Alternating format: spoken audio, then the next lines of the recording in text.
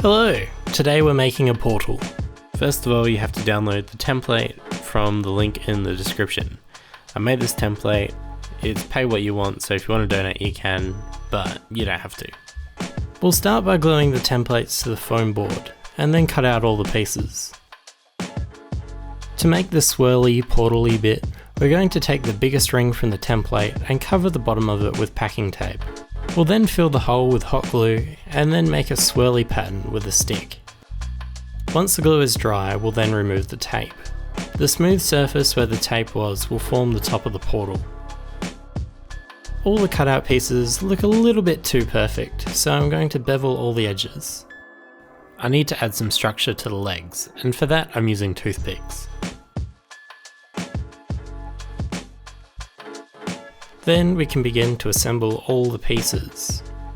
These pieces glued on top of each other will form the base. I've designed the legs and base to slot together. The slots are designed for 5mm foam core, but you can make them bigger or smaller to suit your material. I made sure to spend some extra time to make sure that the legs were straight and equal distances from each other. Once that was dry, I added the top ring to the portal and coated the base in sand. Once dry, I added the feet detail. Not only does this give dimension and stability, but it also hides any points that aren't exactly touching the ground. Then I made the stairs and painted it. Black paint and PVA glue form the base coat, and then some dry brushing on the top of that.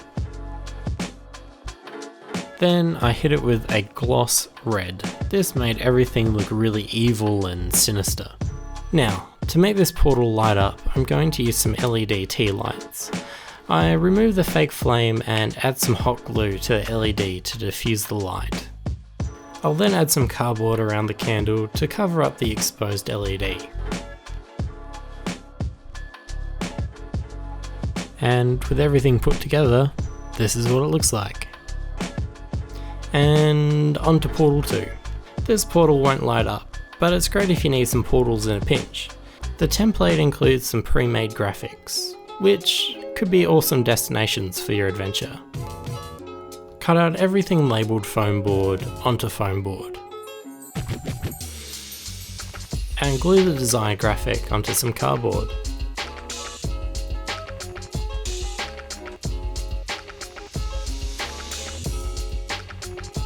We'll then sandwich the pieces together.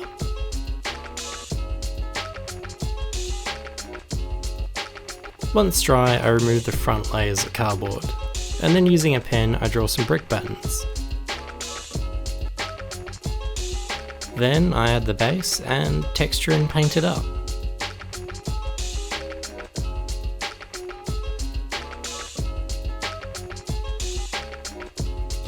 And that's it.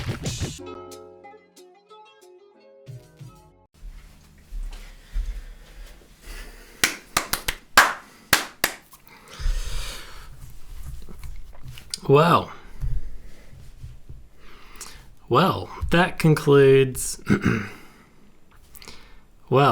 that concludes season 1. Thank you very much for watching. If you enjoyed it, as always, let me know. Love all the comments and emails and stuff. Sharing around has been awesome, so thank you very much for that. Lots in store for this year, so stay tuned, and guess that's it. So, thank you. Alright.